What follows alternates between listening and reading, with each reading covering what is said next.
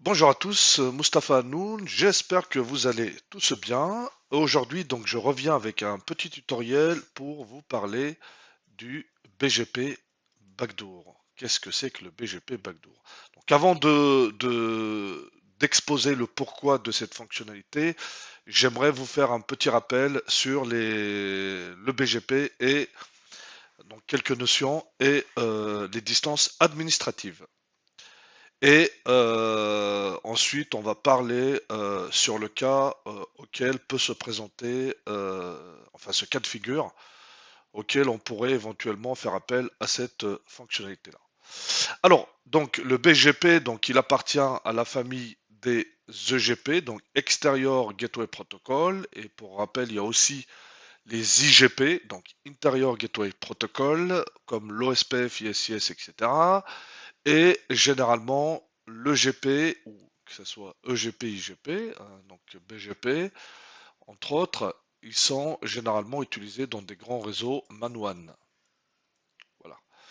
Derrière, donc le BGP, il se compose, on va dire, ou bien il a deux nominations ou deux sortes de cas de BGP, ou appelez-le comme vous voulez.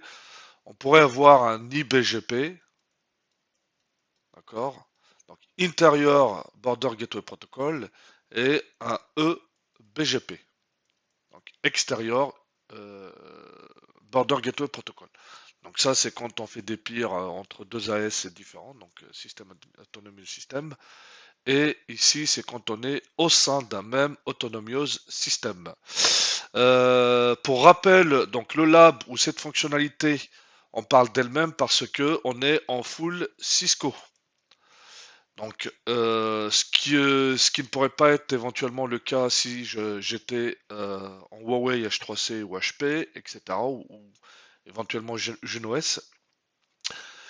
Donc, chez Cisco, les distances administratives du IBGP, donc c'est 200, et pour le EBGP, c'est 20, donc c'est plus rapide, mais ça converge moins vite par rapport aux autres protocoles. Ce qui n'est pas le cas avec donc H3C. Donc je rappelle que H3C se compose de Comware et vous avez Huawei et vous avez HPE. Donc Huawei ont un système qui s'appelle VRP et eux c'est Comware. Voilà, Comware V7 aujourd'hui. Donc il n'y a pas que, donc ils ont AOS, etc. Chez eux, les distances administratives du BGP, donc c'est 255 partout. Donc, que ce soit les routes internes, les routes externes et les routes distribuées.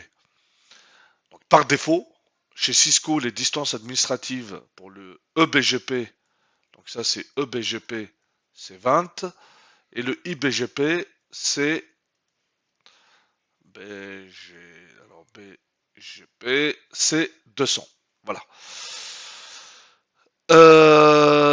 Ensuite, quelques protocoles IGP. Donc, si je parle de la famille des IGP, admettons le UGRP, GRP de Cisco. Alors lui, il a deux distances administratives, donc 90 pour l'AS number inter, pareil comme le IBGP.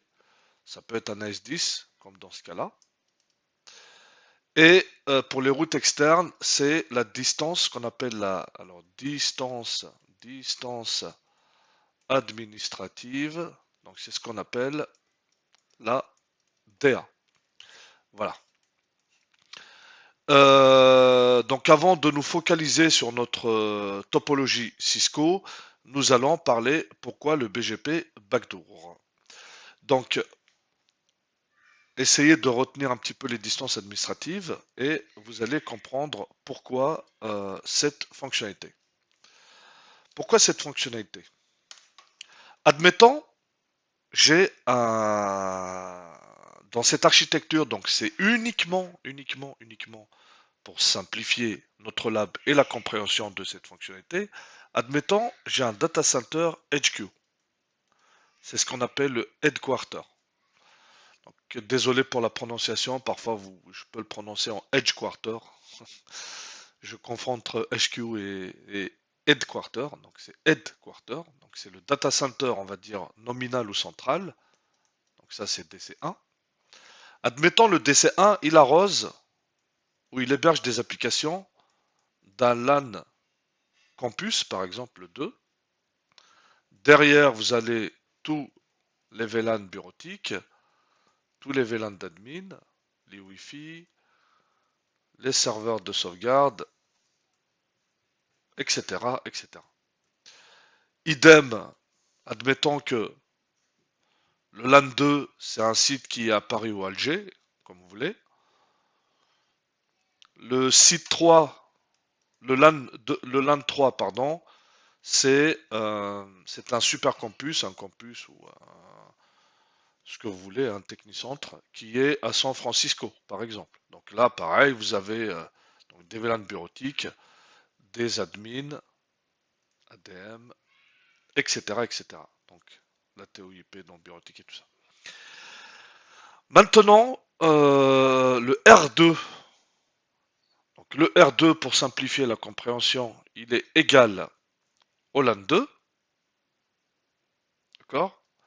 Et tout ce qui est LAN derrière, c'est la loopback. Alors pourquoi j'ai mis la loopback 0? Parce que la loopback me permet de ne pas monter un LAN derrière, donc elle est up par défaut.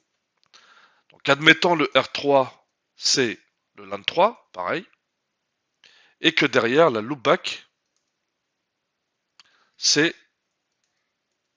le LAN bureautique ou admin ou serveur de sauvegarde.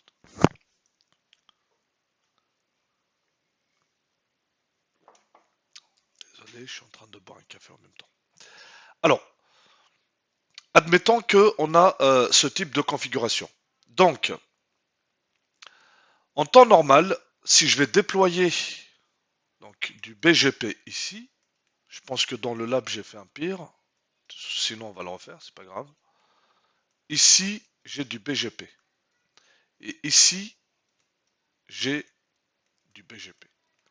Donc je suis en relation full BGP, que ce soit I ou E, mais c'est éventuellement le E, parce que là on est en AS100, AS200 et AS300, donc on est en relation pire EBGP. Admettons, on échange les routes ou bien on diffuse les routes à travers le protocole BGP. Je rappelle que le protocole BGP, c'est un protocole de routage, oui, mais il ne route pas les réseaux internes. Il faut un IGP.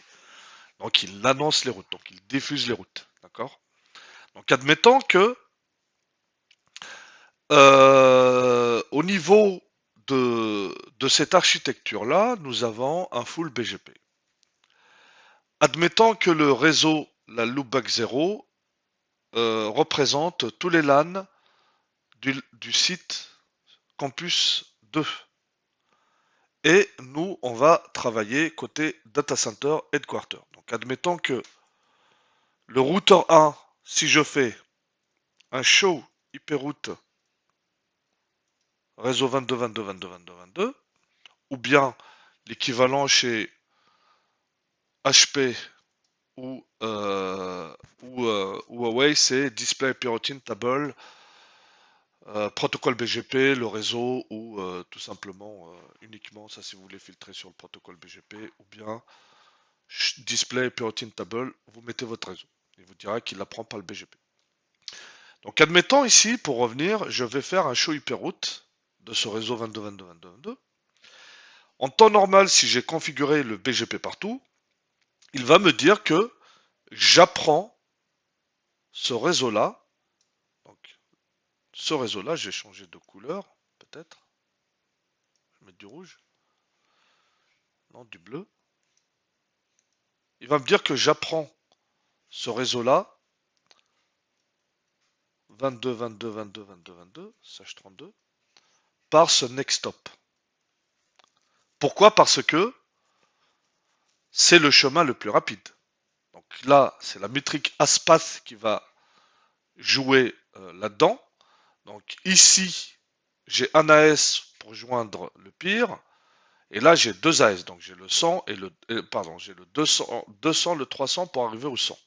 Donc quand je fais un show hyperroute ici, de ce réseau-là, il va me dire qu'il apprend par ce next stop ici.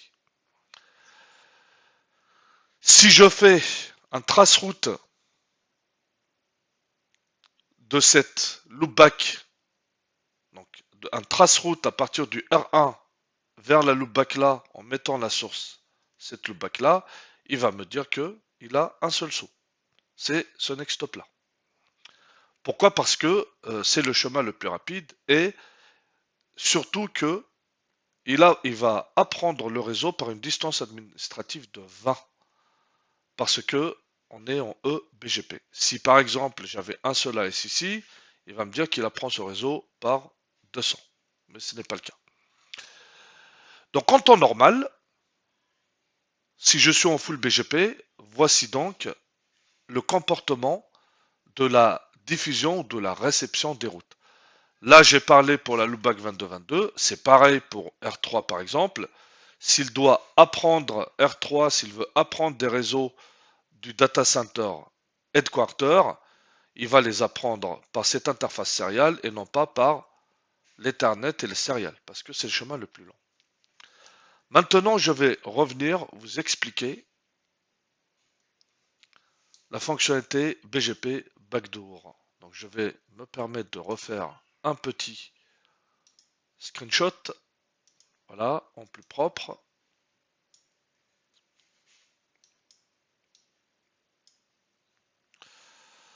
Donc, je reviens à cette fonctionnalité BGP Backdoor. Donc, je rappelle que les distances administratives du IBGP, c'est 200 et le EBGP, c'est 20.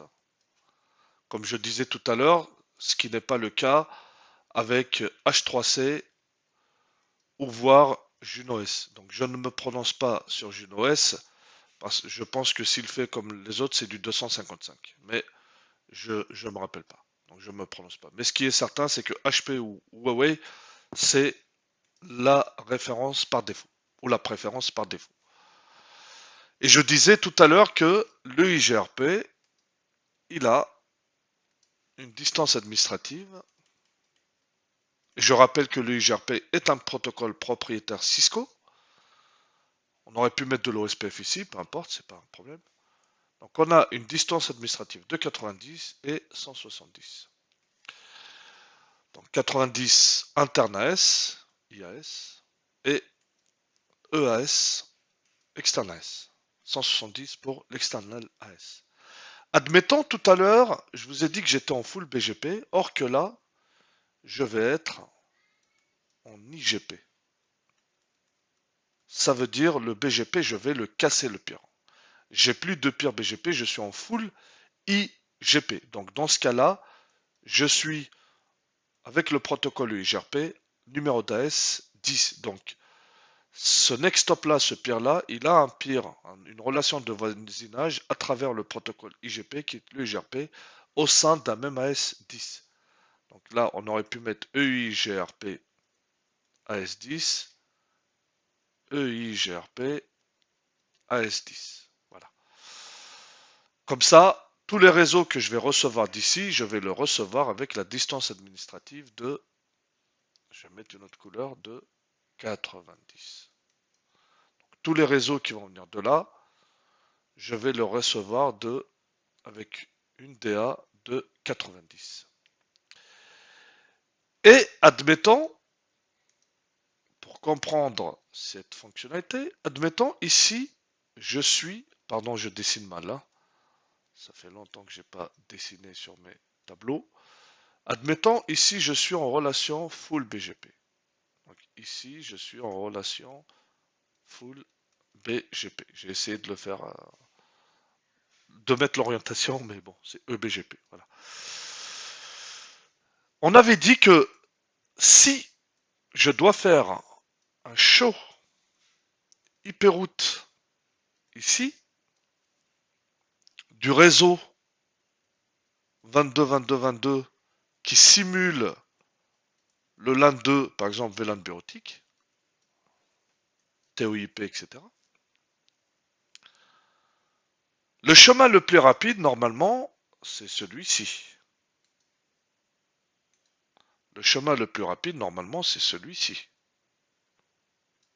Pourquoi? Parce que j'ai un peer directement avec celui-ci. Donc si je fais dans ce routeur-là, show IP, route 22, 22, 22, 22, 22, 22, je peux mettre le masque pour ne pas polluer la table, il va me dire en temps normal, ce qui est logique normalement, je le reçois en chemin plus rapide par ce routeur-là. Ça veut dire que par le 212.0.2.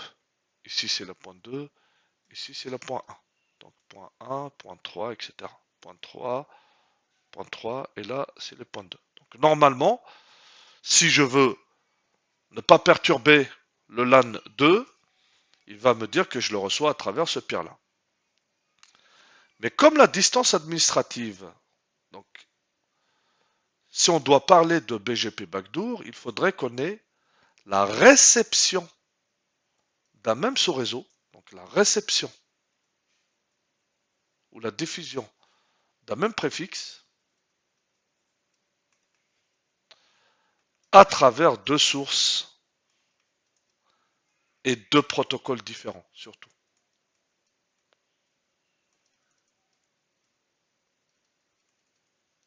Pourquoi? Parce que si j'étais en full BGP et que je diffuse le même réseau ici et ici, si vous voulez, dans l'unicast IPv4 unicast, il annonce un chemin valide et prioritaire.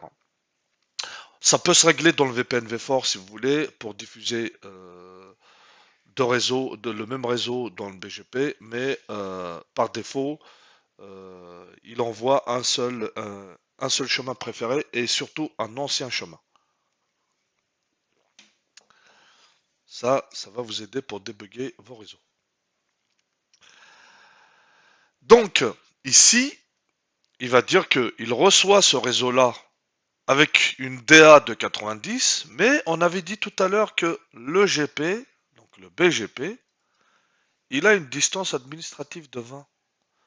Donc, ici c'est 20. Donc à votre avis, il va préférer quoi? Il ne va pas préférer ce chemin-là. Il ne va pas le préférer. Pourquoi?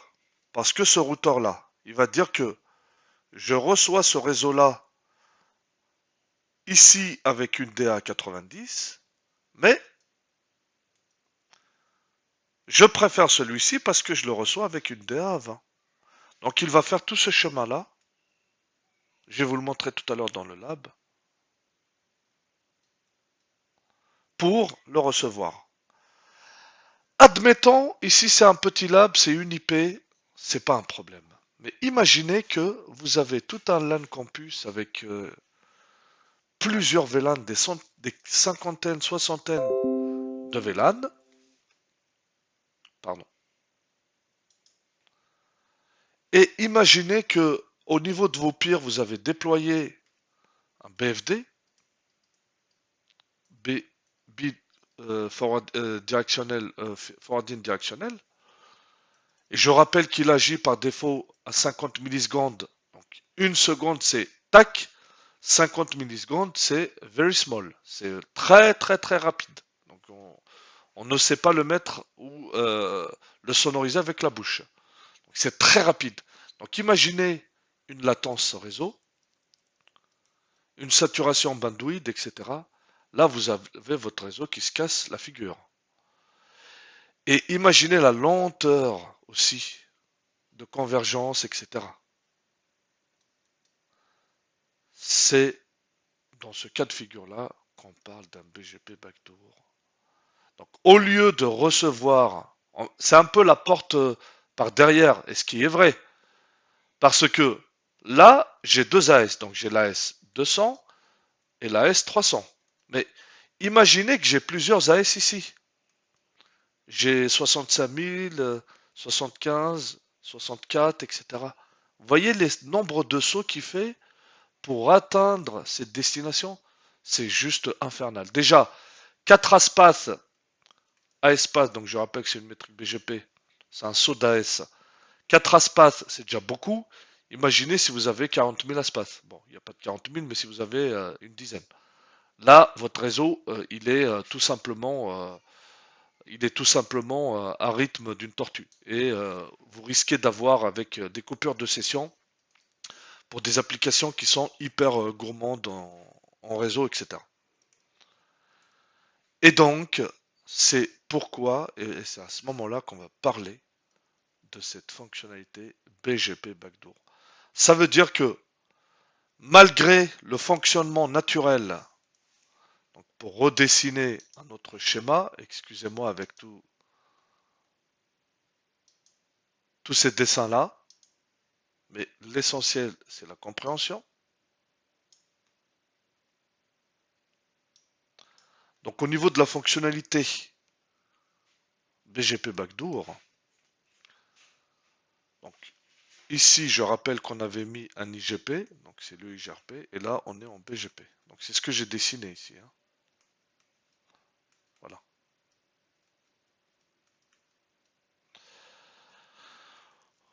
Au lieu, quand je fais un show IP route de tous les réseaux, là j'aurais pu mettre un slash 10, hein. Pardon, un 10 slash 8, ou à filtrer sur des réseaux, ou filtrer avec des routemaps ou des ACL. Donc, au lieu de recevoir tous les réseaux par ce peer-là qui est de chemin plus rapide et ça converge plus vite, je reçois tous les réseaux comme ça. Ce qui n'est pas une bonne solution, ce qui engendre beaucoup de latence. Bon, 10/8 pour ne pas vous perdre, c'est la 22, 22, 22 et 22/32. C'est cette loopback là. Donc, au lieu de recevoir par là, je reçois tout par là. C'est à ce moment-là que la fonction BGP backdoor rentre en jeu pour influencer, pour dire tout ça c'est à cause, encore une fois, de la distance administrative. Donc, on va dire au BGP et à ce routeur-là, malgré que tu reçois les réseaux à travers un autre protocole avec une distance importante, il faut préférer ce chemin le plus rapide. Donc on va réinverser ou influencer le routage. Et c'est ça la fonctionnalité du BGP Backdoor. D'ailleurs, pour ceux qui veulent approfondir, c'est au niveau de la RIB. Quand vous allez faire ici un show EUGRP, IP EUGRP, show IP EUGRP topologie, si vous étiez en full BGP ici, vous ne verrez rien ici. Mais quand on va déployer la backdoor dans ce routeur-là, pour influencer, parce que c'est lui qui reçoit les réseaux. On aurait pu le faire ailleurs, mais bon, pour simplifier le lab et aller vite, je préfère celui-ci et simuler avec une loopback. Et ben, quand on déploiera cette fonctionnalité et quand on refera un show IP EIGRP topologie, il va me dire que je reçois un réseau. Par contre, au niveau de la table RIB BGP, j'aurai ce qu'on appelle une RIB faillure. FIB RIB. C'est pour ça qu'on dit que quand on a ce cas de figure et quand on a influencé avec un BGP backdoor, ici, on aura une faillure sur la table RIB. Pourquoi? Parce que, à un moment, la table RIB du BGP, il va plus rien comprendre. Il va lui dire, en fait, ça va agir sur la distance administrative. Il va lui dire, moi je connais 20 et je connais 200. Sauf que la table de routage accepte un 90, un 110, un 170, etc. Et c'est pas normal. Et donc on aura une faillure RIB. Voilà un petit peu euh, l'objectif de cette fonctionnalité et surtout quand est-ce qu'on déploie ou quand est-ce qu'on a ce cas de figure? Admettons, on a un data center ici, on veut le passer en BGP parce que ça converge moins vite, mais au niveau du process, c'est plus, ça nous arrange le mieux, parce que là j'ai mis un routeur, mais au data center vous avez des centaines de routeurs. Et ici vous êtes en legacy, par exemple ici vous êtes en OSPF, vous êtes en ISIS, etc. Vous êtes en UGRP avant d'arriver à votre LAN. Donc c'est le fait de cloisonner un peu les réseaux entre le legacy, le nouveau, etc., qu'on peut avoir ce cas de figure de mélange de protocoles. C'est pour ça que c'est une fonctionnalité qui peut vraiment nous rendre service si on veut influencer le routage. Un routage normal qui prend plus de chemin, mais on va l'influencer pour qu'il reprenne un chemin plus rapide et plus valide au niveau de la table de routage. Donc passons sans attendre au lab et je vais vous expliquer un peu les deux cas.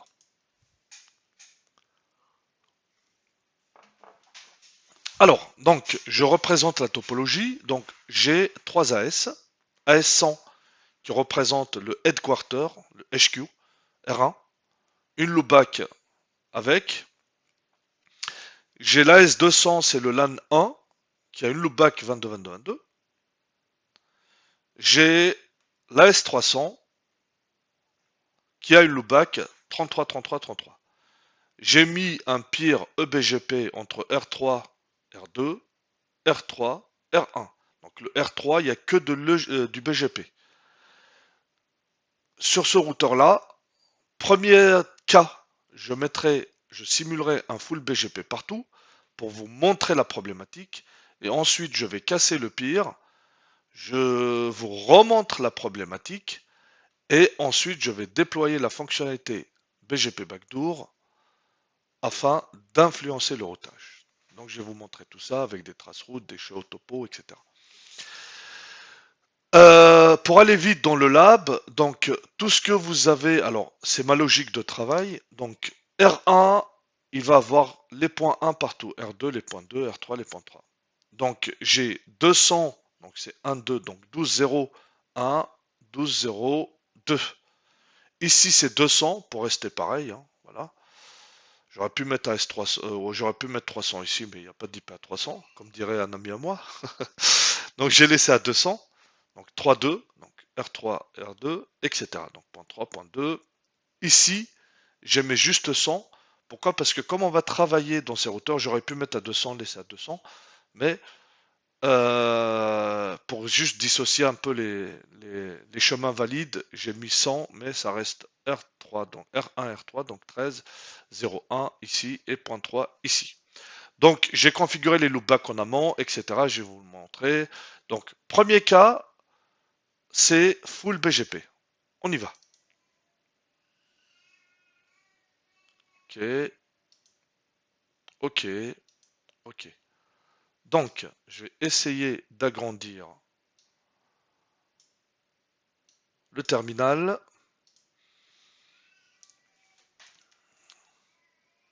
Voilà, donc il s'appelle bien R1.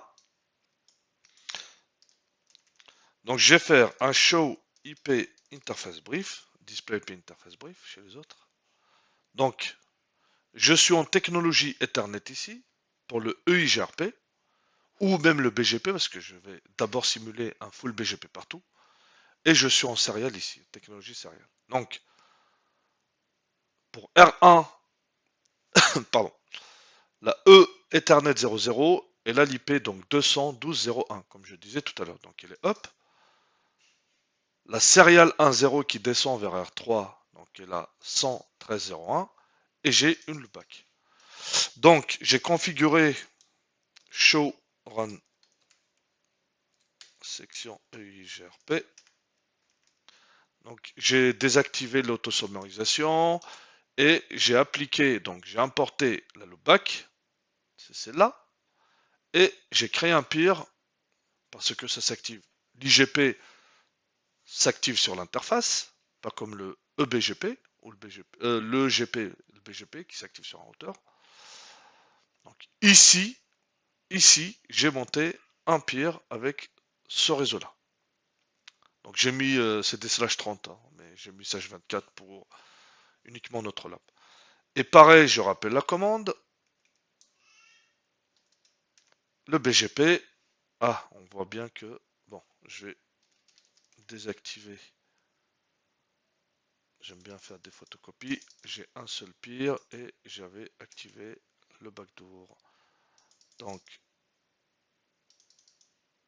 là, no. Si je rappelle la commande, voilà, il va me dire que j'ai donc j'importe un loopback et dans le IGRP et dans le BGP. J'ai une relation de voisinage avec la S300, c'est celui-ci. Maintenant, je vais remettre une relation de voisinage avec celui-là. Donc pareil, on va configurer, c'est très facile. Tac. Non, il me l'a pas pris. Alors l'avantage de H3C, c'est que même si vous êtes à l'intérieur du menu, vous pouvez faire des display this, show this. C'est pas comme Cisco, vous êtes à chaque fois de préciser les choses et à un moment c'est voilà les do, les machins. Donc moi je vais faire un neighbor donc avec celui-ci, donc c'est là 200 0.2 AS number, non pardon, c'était quoi? Remote AS ici je pense, ouais. Remote AS 200. Là j'aurai un log qui va me dire que j'ai une relation de voisinage si je l'avais laissé ici, je vais voir. Ah tiens, voilà. Donc pour vérifier que j'ai bien la relation EUGRP avec le R2 et le BGP avec tout le monde, je vais faire donc show IP EUGRP summary, neighbor peut-être avec les IGP. Voilà. Donc il me dit bien que j'ai une relation de voisinage avec ce peer, donc la pointe 2, depuis, etc., etc., etc., etc. Donc avec les séquences, donc je vous invite à réviser le EIGRP pour comprendre un petit peu les hold time, etc. Je vais faire un show IP BGP. Il va me montrer normalement deux permanents. Alors neighbor ou summary peut-être. Summary. Voilà. Donc il me dit bien que j'ai deux peers avec celui-ci et celui-ci. La version du BGP. Les différents AS. Donc le 300, le 200. Les routes save, ça c'est les messages qui peuvent live, etc. Tac tac. Ici, voilà, il nous dit qu'il est up depuis un certain temps. Si on fait avec ces écritures-là, enfin tous ces menus-là, il peut nous dire qu'il est en état established. Donc voilà. Donc je vais vous montrer la conf. Voilà, vite fait. Vous bloquez la vidéo pour voir un peu la conf. Ce que j'ai déployé comme conf. Donc la loopback. Voilà. Ici les céréales. Et les protocoles BGP. J'ai vraiment fait au plus simple. Donc je vais vous montrer vraiment quasi pareil. Donc enable show IP EIGRP. Show IP EIGRP neighbor. Il va me dire qu'il en a un, pareil avec l'autre cette fois-ci. Voilà. Show IP BGP summary. Il va me dire qu'il a deux, pareil, voilà. Donc avec celui-ci et celui-là. Et je vous affiche la conf.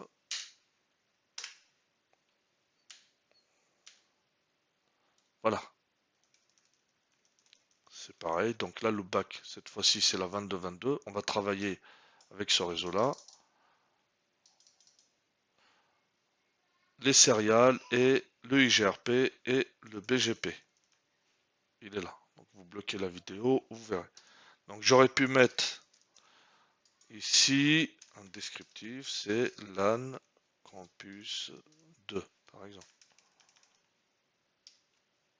Pardon. Ça c'est end.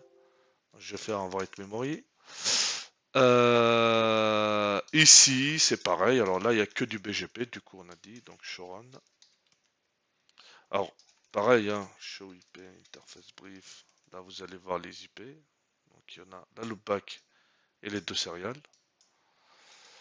Showrun, section EIGRP, il n'y a rien du tout. Là, il me montre le BGP.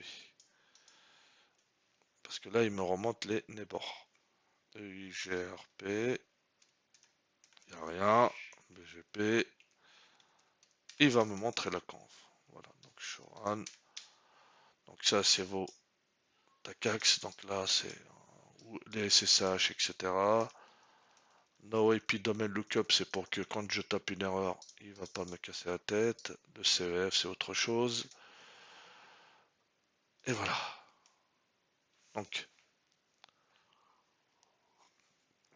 voici donc les configurations basiques que j'ai déjà fait. Maintenant, ce qu'on va faire, c'est là où commence le travail. On va faire, donc je rappelle qu'on est en full BGP ici. Je vais dire à ce routeur R1 comment on apprend le réseau 2222. Donc, je vais faire un show IP. Pardon. Donc, show IP routine tab route, juste tout simplement comme ça. Regardez ici, il va me dire que ce réseau-là, je l'ai avec une distance administrative de 20 et je l'ai par le R2, ici, depuis le all time.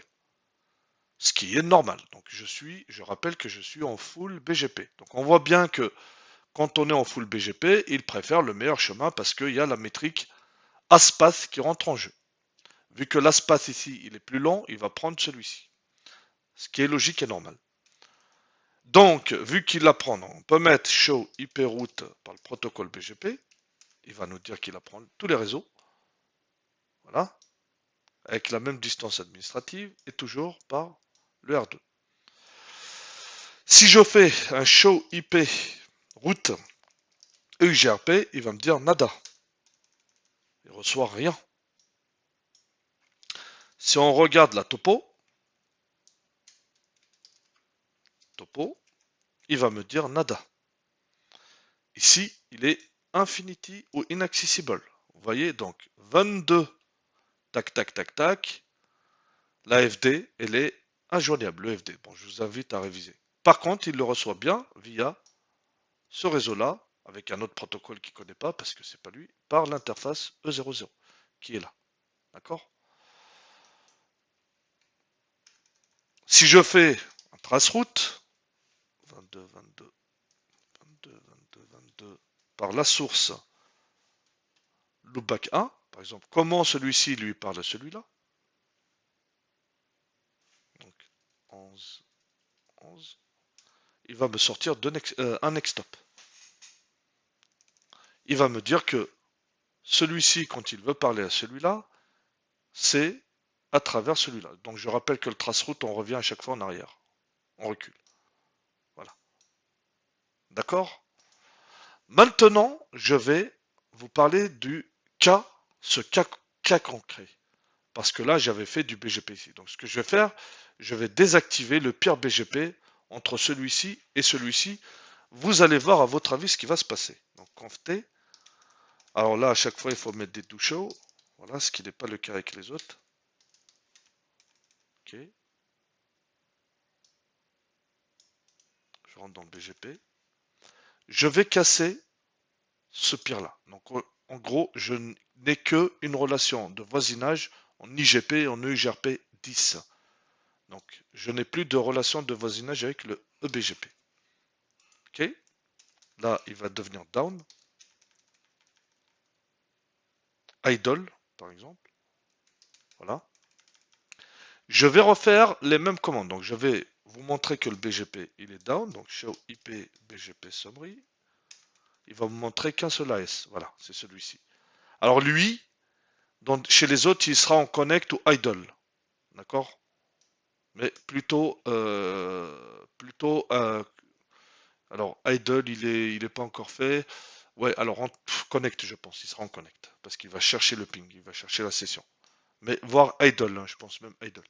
Bref, peu importe. Donc là, il est établi avec un seul AS. Donc on voit bien qu'il n'y a pas de relation de voisinage. Et on a toujours la relation de voisinage EIGRP. Show IP EIGRP neighbor, il va nous dire qu'il a un voisin avec celui-ci. Voilà. Donc, je suis revenu à ce cas de figure de topologie. Donc, EIGRP entre R1, R2 à travers la techno Ethernet et EBGP sur le reste. Maintenant, à votre avis, si je fais sur R1 les mêmes commandes de tout à l'heure, show IP, routine table, juste tout simplement, en temps normal, normalement, si c'est plus rapide, et on aurait aimé qu'ils le reçoivent par là, c'est plus rapide.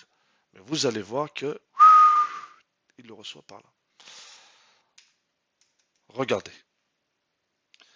Le réseau 22.22.22, il le reçoit avec une DA à 20, et surtout, vous avez vu maintenant, par 113.03, par ce next stop là. Donc, pour que le LAN derrière le data center headquarter et le LAN campus 2, pour qu'ils se parlent, ils font tout le tour de la planète pour qu'ils se parlent. Imaginez la latence. Donc voilà. Si je fais, ce qui est étonnant, c'est que si je fais un show IP route par EIGRP, il va me dire qu'il apprend rien. Il n'y a rien. Show IP route. Show IP. Pardon. Show IP EIGRP topo. Il va me dire que il est inaccessible. Là. Ça veut dire qu'il apprend rien en EIGRP. Par contre, il apprend par une autre interface. Et surtout, si je fais un traceroute maintenant de la 22.22.22 à travers la source 11, 11, 11, 11. Tout à l'heure, il m'a sorti un next stop, celui-ci. On recule hein, chaque fois. Et là, vous allez voir, il va me mettre deux. Il va me mettre celui-ci et celui-là. Parce qu'on recule. Vous allez voir. Hop, ah, il l'a donné direct. Voilà. Là, il me dit que pour que les réseaux qui sont là, pour qu'ils puissent parler aux réseaux qui sont là, ou l'inverse, il passe par un peer, un next stop qui est celui-ci, et on remonte comme on recule avec la traceroute, et aussi, il passe par celui-là. Donc on voit bien qu'il fait vraiment ce chemin-là. Vous voyez? Et ça, c'est la problématique. Et c'est là où le BGP Backdoor va résoudre des problèmes. Maintenant, ce qu'on va faire, donc on laisse ce cas de figure-là, comme je disais tout à l'heure. Je vais uniquement revenir sur R1. Donc je vais faire conft do show run section BGP. Voilà. Je rentre. Ça aurait été chez les autres, vous faites un display, il dit s'il va. Franchement, c'est. Voilà. Cisco, ils ont un peu de retard. Bref. Je ne fais de pub pour personne. Même si j'aime bien toutes les technos et j'essaie de maîtriser au maximum toutes les technos. Donc maintenant, comme j'ai simulé avec ce réseau-là, donc maintenant je vais dire à ce BGP, c'est pas le neighbor, pardon, mais c'est plutôt le network. Alors il faut faire la différence entre les networks et les neighbors. Je vais lui dire que ce réseau-là, alors ça pourrait être un /8, ça pourrait être des route maps, des ACL, ça peut se filtrer sur un 10/8, un 10/16, ou un autre broadcast, etc. C'est ça l'apport de cette commande, ça veut dire que on a le choix de cibler les réseaux. Et c'est ça qui est important. Par exemple, on a un réseau, on s'en fout un peu s'il veut passer, s'il est lent, etc. Ou voir ça nous arrange, il n'y a pas d'asymétrie. Mais par contre, on a d'autres réseaux qu'on aimerait bien passer par là, parce que. Voilà. Donc, je vais faire un point d'interrogation. Il va me sortir la backdoor. Elle est là. La porte arrière. Sauf que, pour le BGP, donc c'est normal, si je précise pas le masque, il ne sait pas décomposer. Donc, je vais faire le masque. Donc, le masque, c'est 205.5 partout, parce que c'est uniquement cette loopback. Je refais un point d'interrogation. Donc, backdoor.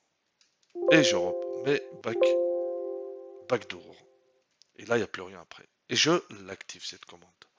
Donc là, pour faire simple, je disais, je voulais uniquement simuler la 22.22 et je rappelle que la loopback 22.22 est une loopback qui est installée ou configuré sur le R2. Maintenant, je vais faire un save et je vais refaire les mêmes commandes et vous allez vous étonner. Show IP route. Allez, pouf, il apprend bien le réseau Vandon. Et cette fois-ci, la FD,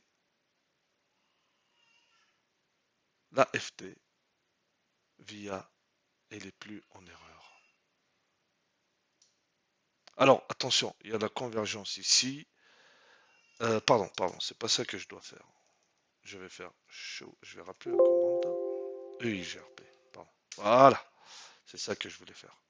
Là, il me dit que le réseau là, il apprend bien un réseau par celui-ci, celui-ci par ce next stop là et avec cette distance administrative. Tout à l'heure, on était à 20. Si je reviens à cette écriture là, j'aime pas trop quand c'est comme ça, il y a trop de trucs à déchiffrer. Mais je vais la rappeler.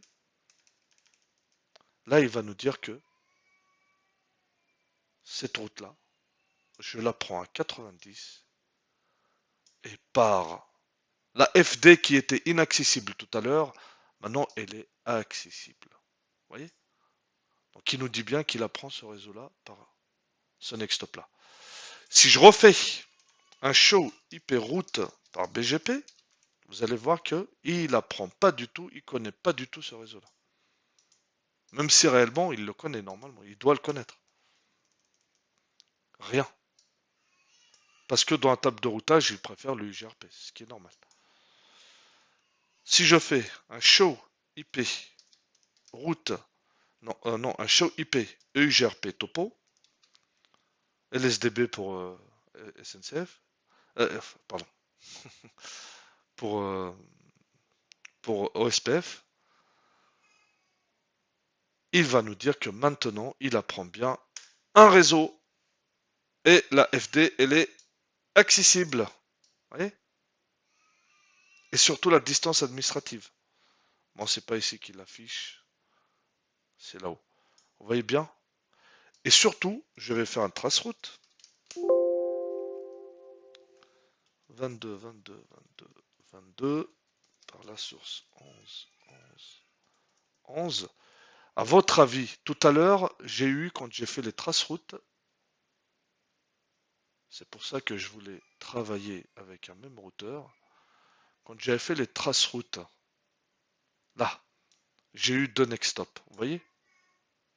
Il reculait, il y avait ça et ça.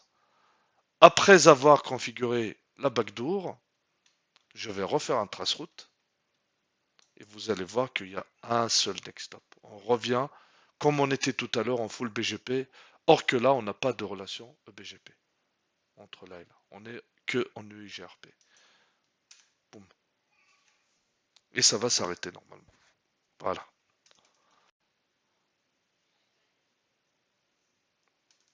Ah, par contre, j'ai oublié de vous montrer quelque chose de très très très important. C'est la fameuse faillure RIB du BGP. Normalement, vous allez faire un show IP BGP RIB, faillure, et vous allez avoir une erreur. Voilà. Il vous dit que ce réseau-là, que je devais recevoir par ce next stop là, il ne connaît pas, ça ne matche pas. Il ne connaît pas la distance administrative. Il n'arrive pas à comprendre pourquoi, malgré qu'il a une distance administrative à 20 et que l'autre, il a une distance, une DA plus élevée, mais dans sa table, voilà, il ne comprend pas et du coup, elle redevient en faillure. Ce qui n'est pas le cas tout à l'heure quand on était en full BGP ou avant même de redéployer la fonctionnalité. Je peux même vous remontrer si vous voulez. Je fais un conft, alors do show run section BGP, j'enlève la fonctionnalité si vous voulez, comme ça vous verrez qu'il n'y aura plus de faillure et il va préférer le BGP. Voilà, donc no.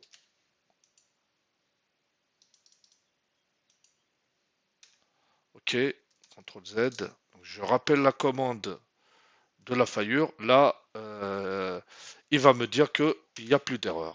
Vous voyez? Voilà. Tac. Alors tout à l'heure, il y avait une erreur, elle est là. Et là, il n'y a plus d'erreur. Donc maintenant que j'ai enlevé cette fonctionnalité, là, vous allez voir qu'il reçoit à nouveau, par le chemin le plus long, le réseau 2222. Show IP route par le BGP. Voilà. Là. Tac.